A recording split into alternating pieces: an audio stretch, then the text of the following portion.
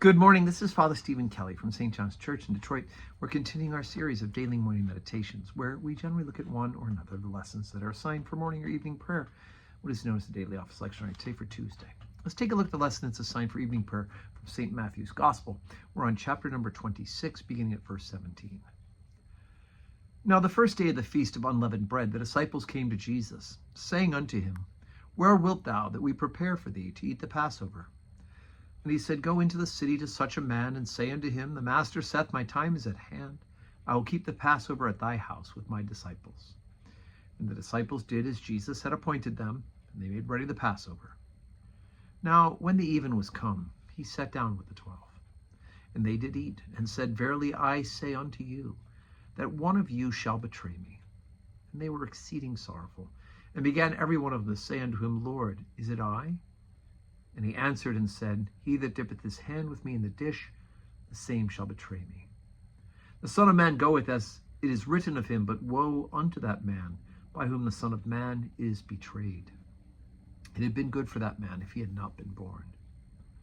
Then Judas, which betrayed him, answered and said, Master, is it I? And he said unto him, Thou hast said.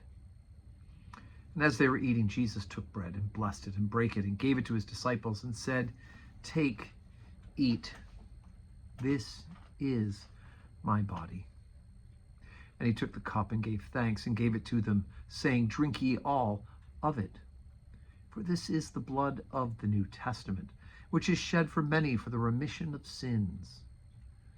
But I say unto you, I will not drink henceforth of the fruit of this vine until the day when I drink it new with you in my Father's kingdom. And when they had sung a hymn, they went out into the Mount of Olives. Okay, so we have what's known as the Last Supper. And of course, we celebrate this on Maundy Thursday. So you've got a couple things going on here. One is, of course, we know that Judas is going to betray Jesus. Jesus knows this already. Judas has already made arrangements with the 30 pieces of silver with the Sanhedrin. So he knows already.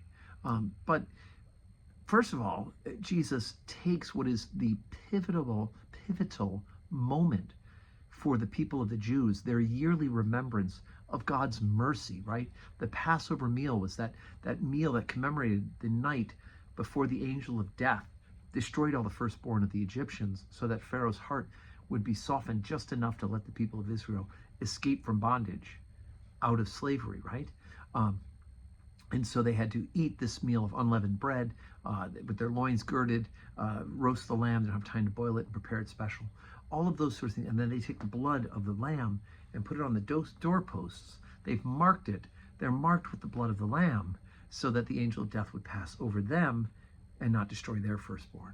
So Jesus takes this yearly remembrance, this great identifying piece of the people of Israel, and now adds an even more important message to it. Now, instead of the blood of a lamb, the animal, Jesus is the Lamb of God. It will be his blood by which we are saved.